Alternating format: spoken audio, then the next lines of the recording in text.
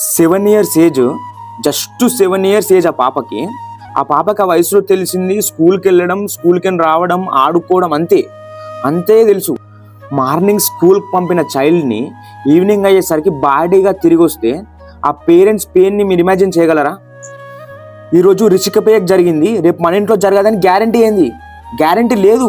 ఎందుకంటే law and ఆర్డర్లు మన ప్రకారంగా లేవు. ఇప్పుడు చేసిన లుచ్చగాన్ని, క్రైమ్ చేసిన లుచ్చగాన్ని ఇప్పుడు ఏమంటారు, జైల్లో తీసుకెళ్ళి 3 పూటలు పందిలా పెంచుతారు, పందిలా మేపుతారు వాడిని. ఈ ఇన్సిడెంట్ని ఫుల్ డీటెయిల్స్గా తెలుసుకుందాము. ఆంధ్రప్రదేశ్లో జరిగిన ఈ ఇన్సిడెంట్ మన అందరికీ షాక్లో పడేసింది.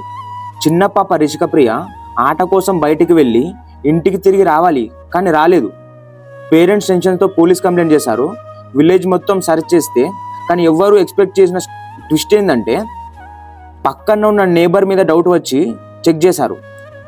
అందులో ఒక ప్లాస్టిక్ డ్రమ్లో పాప బాడీ దొరికింది.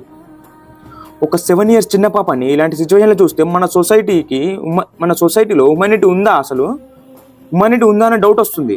ఆ 7 years చిన్న పాపలో ఏం కనిపించిందిరా నీకు? ఆడుకునే వయసు రాది, ఆడుకునే వయసు. నీలాంటి చిల్లర నా కొడుకుల కోసం ప్రాస్టిట్యూటేరియాలు పెట్టారు కదా, ప్రాస్టిట్యూటేరియాలు ఉన్నాయి కదా, ఆడ సరిపోతలేవా? ఇలాంటి క్రైమ్స్కి స్ట్రిక్ట్ పనిష్మెంట్స్ ఉండాలి, ఫాస్ట్ ట్రాక్ కోర్ట్స్ ఉండాలి. పేరెంట్స్గా, సొసైటీగా మన రెస్పాన్సిబిలిటీ ఏంటి? ఈ వీడియోని షేర్ చేయండి, వాయిస్ రైజ్ చేయండి. Thank you.